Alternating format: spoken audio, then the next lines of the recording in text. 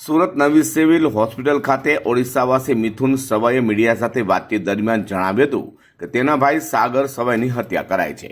મિથુન સવાઈએ જણાવ્યું હતું કે તેનો ભાઈ સાગર સવાઈ અગાઉ અન્ય જગ્યાએ નોકરી કરતો હતો, તેથી નોકરી છોડી પાંડેસરા બમરોડી રોડ ખાતે આવેલા ઉમા ઇન્ડસ્ટ્રીયલના કારખાનામાં કામ કરતો હતો। જો કે અગાઉ તેનો ભાઈ જ્યાં નોકરી કરતો હતો ત્યાં અન્ય સાથી કર્મચારીઓ પાસેથી 500 રૂપિયા લીધા હોય, જેને લઈને 500 રૂપિયાની ઉઘરાણી કરવા આવેલા બે ઇસમોમાંથી એકે કારખાનાના ગેટ પર સાગર સવાઈ પર ચપ્પુ વડે હુમલો કર્યો હતો, જેમાં તેને ગંભીર ઇજાઓ થતાં હોસ્પિટલે ખસેડવામાં આવ્યો હતો।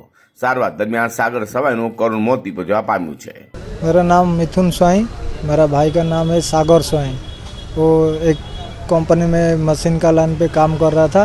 वो छोड़ के दूसरे कंपनी में काम करने के लिए गया और वो कंपनी जो छोड़ दिया उसका कोई 500,000 के लिए उसका दोस्ता लोग वो दूसरे कंपनी में जाके और बात करने के लिए बुलाया और वो भाई गेट से थोड़ा कंपनी का बाहर आया तो वो लोग सीधा भाई को चाकू मार के बाइक में चला गया। घटना कब बनी थी? वो 23 तारीख को सुबह में 11 के 12 अंदर। कहाँ पे बनी थी? वो बमरोली, सूरत बमरोली रोड अपना ये उमा सोसाइट लाला भाई का खाता। मारने वाले कितने लोग? मारने वाले को 2 आदमी थे, तीसरे आए थे लेकिन बाइक वाले को देखा नहीं। बाइक वाला दूसरा था। वो 2 आदमी आए थे, कंपनी में एक बुलाया, दूसरा चाकू मार दिया। घटना का सीसीटीवी है?